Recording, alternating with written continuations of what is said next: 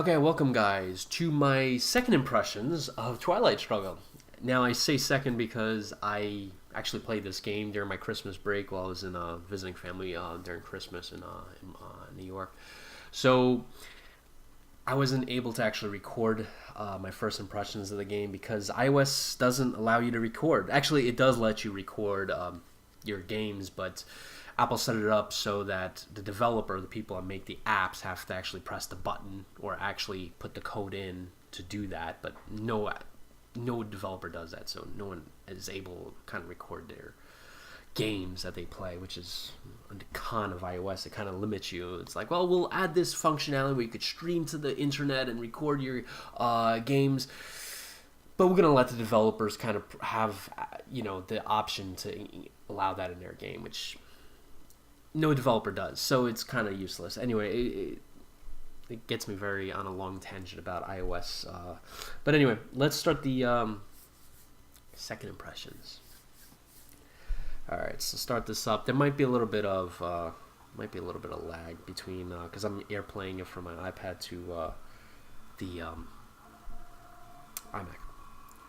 All right, so I actually have a game running in my. I started offline mode because I figured I was not going to be good at this game in the beginning, and I figured I'd give it a shot with the computer first. So this is actually the game that I actually was playing during Christmas break. I picked it up because it was $5 from the regular $10, and I mean $5. It's a pretty good price. Let me give you. Actually, let me give you my second impressions of this game. I've played it for probably an hour or two back in Brooklyn. I was hoping this game was gonna be the game that I was gonna play during my holiday excursions while all the family was bickering and all this stuff. I'd be in the corner playing this game. Unfortunately, that didn't happen. A couple of reasons. I couldn't pick up the game. It's I'm having trouble. I don't know. It's not as intuitive as I thought it was gonna be. Maybe it's because I didn't play the card version, or I don't know. This, I believe, was originally a board game. So, a couple things. I mean, obviously, it's a beautiful map here. It's sort of easy to play. I'm not going to say easy to play. It's sort of, the UI is sort of easy to use. So, for example, you have these cards on the bottom. There's 5 there, and you select one, and you can play the card. I can't play because it's their turn. So that's opponent event 5-year plan. What does this do?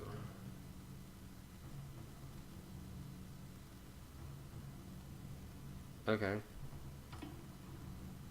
USSR player must randomly discard one card if the card is associated. Oh, nice. Cool. All right, cool.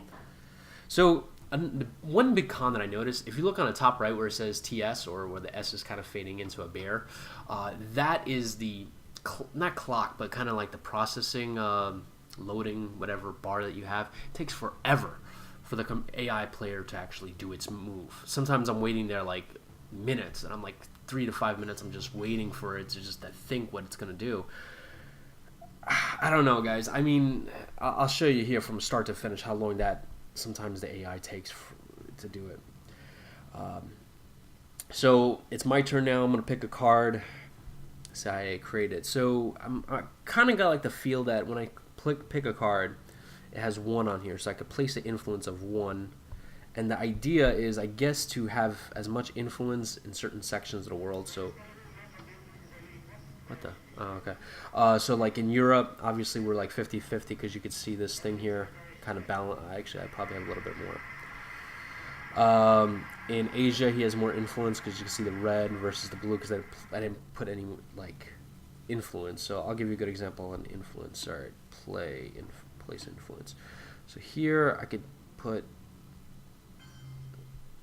and then add that, and eventually what will happen is I think it'll tell you how much South Korea. Okay, it says 3 right here. So I need bloody heck. So I need 3 more than the USSR has to actually retain influence in South Korea, to gain influence in that country. So obviously I'm about 1 short. And you do that throughout the world, and you gain regions like Africa, Europe, and that's the way I assume the game is being played. And you could play these events and and such to kind of shake things up a bit. But I don't know. I'm not like picking up this game as much as I would as I should. So you see where it says TS on the top right?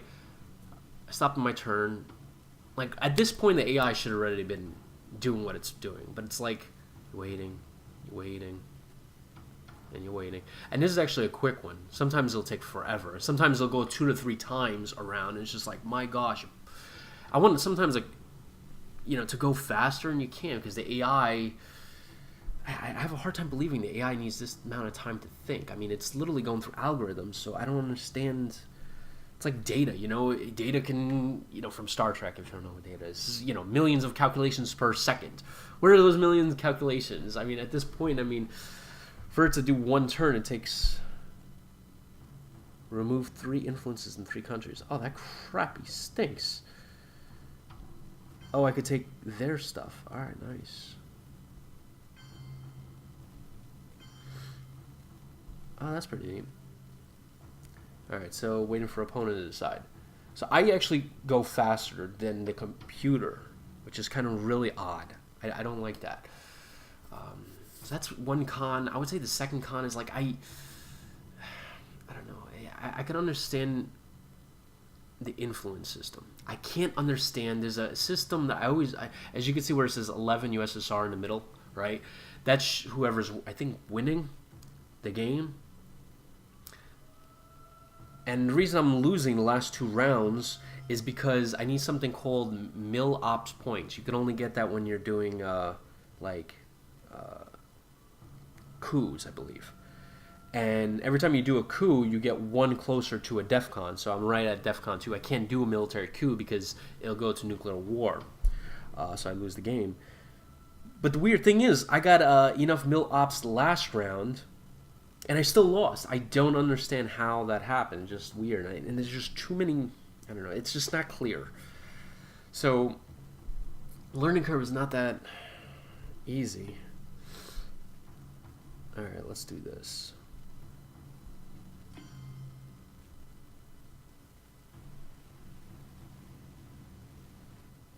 Oh, wait. I added 2 USSR influence in Vietnam? Oh, crap. That was bad call to make, wasn't it? Yes, it was.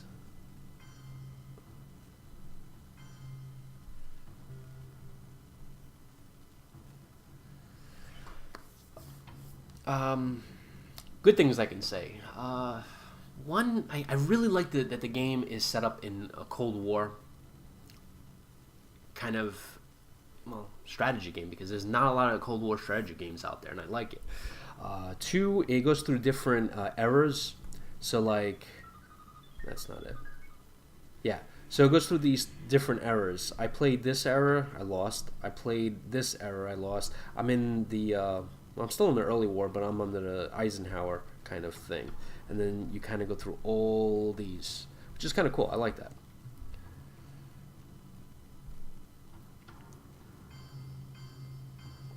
So, if I had to put that pro into words, I would say it's kind of epic in terms of how this scale of the Cold War. And I also like the cards kind of system. You know, I can initiate a blockade. I kind of like the influence system.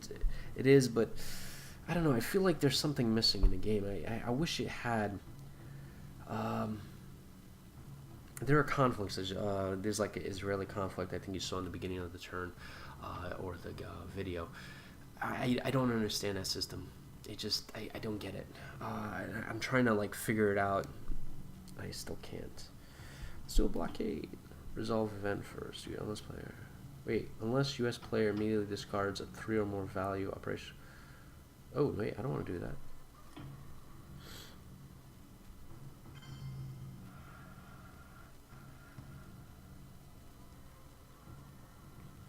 Do not discard. Oh wait, did I just... Oh, bloody heck.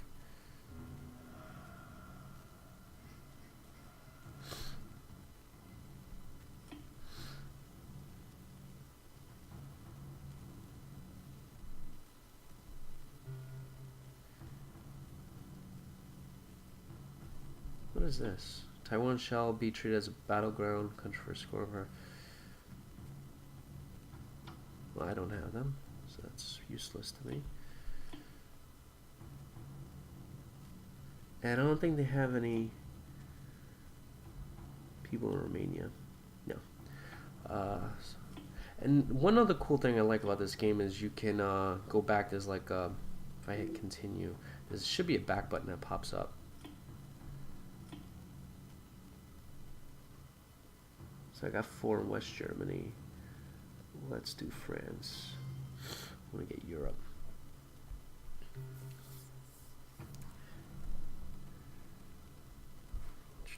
All right.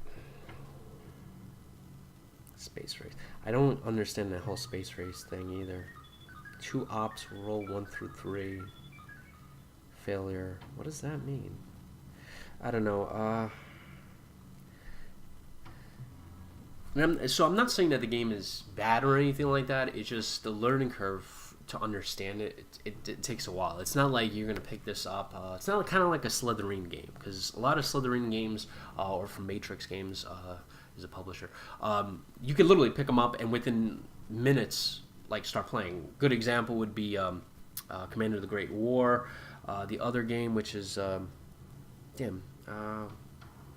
forgot the other game that I was just playing. It escapes my mind.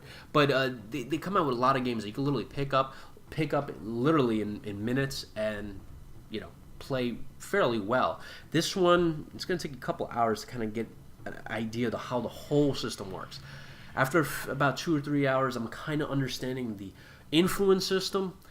I don't really understand the middle ops section. I don't know how that works in with the conflicts or the battlegrounds. I'm still trying to figure that out. So just bear in mind, when you play this game, you're going to take time to kind of just to understand it from the beginning. But one thing is that I would love for them to fix. One is the AI, turn. It needs to go quicker, for it to think. I should basically press N turn, like if I play this card, whatever. I do this. I don't know what I'm doing. But anyway, I do this. Place influence, yeah, I'll put whatever. France. Okay, so end the level. So it looks like they want it, right?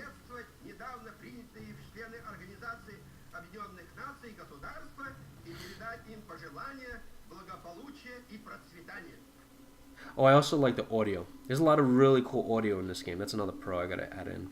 A lot of cool audio. But as you can see in top right, again, this should be a lot quicker. The AI should already be, doing its thing. I shouldn't have to, and as you can see, it's still, let's,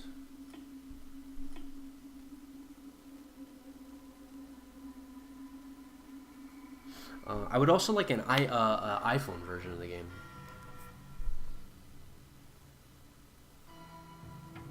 I don't get this. Scoring will end the game. Domination. Non-battleground. So I guess we're doing Middle East, maybe. That's what.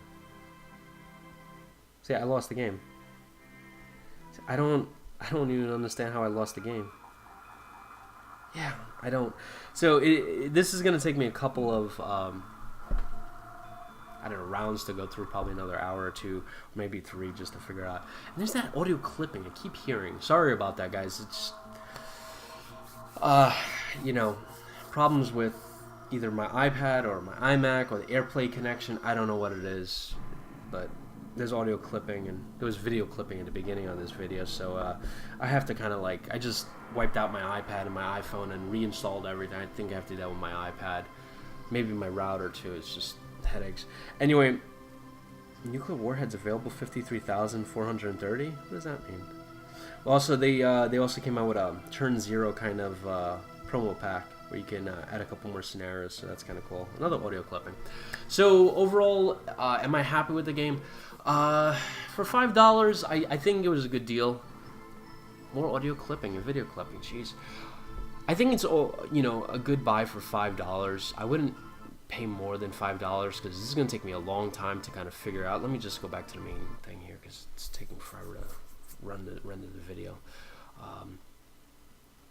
So yeah, I mean for $5, it's a good game. It's gonna take me hours to kind of like master this game, and I really don't have the time to. I really just want to get a strategy game, pick it up in minutes, start playing it, rather than spending hours trying to figure out how the entire system works. Things needs to be simpler to use. It's kind of like I always use the smartphone analogy. If you got to, it's kind of like iPhone would be a good example. You could put an iPhone in a person who never used a technology device, and probably within minutes or 15, 20 minutes of showing them how to use it, they're already off to the races. And from a person that didn't know how to use a technology device before, now can at least run, play the game or, use a device. And games should be the same way too. I shouldn't spend more than 10, 15 minutes trying to understand the game. And the shorter that time is, the better the game was designed. When you're at a couple hours, I'm like, how does this system work? Wait, there's another system. There's a space race system. There's the battleground system. There's the influence system. It just starts adding in. There's just like, wow, that's a lot of complexity. And you got to figure it out. And it takes a while. So, I don't know. It should be a lot more easier. A game that I play a lot, which is, I'm trying to remember. It's on my iPhone. Let me pick it up. Heroes in Normandy. Now, Heroes in Normandy is a card game too. But the cool thing about Heroes in Normandy is literally I picked it up and I was able to play it within minutes. And it's not a very complex game, board game wise. But the transition to making it an iPhone or a tablet game was easy. They designed it so much so that it's very similar to the board game aspect. It keeps the same rules and everything like that, but it's also very easy to pick up. And this game should have, I don't know, the designers should have made it simpler to understand the mechanics of the system. I'm still trying to figure it out. If I'm having difficulty, then other people are having difficulty. In fact, when I posted some tweets about it, people are saying, "Oh, at least I feel better because I'm not the only one that's having trouble understanding the game." So if I'm having it and a couple other people are having it, then there's a bigger audience. So hopefully, Twilight Struggle 2, whatever game they come out with, has a much more easy to understand game mechanic. You can still have it complex, but for the person to understand that complexity, that's where it comes in. You can still have epic game mechanisms, but set it up so, like iOS is very, when you look at it like this, it's simple, but underneath there's a lot of complexity. You have AirPlay, you have, you have Control Center, you have this, but the trick is they're complex, but they're easy to use, and that's the trick. But overall, I mean, for $5, it's going to take me a while to master the game, but $5 I think was a good buy, guys. So I will catch you guys in the next video. See you then.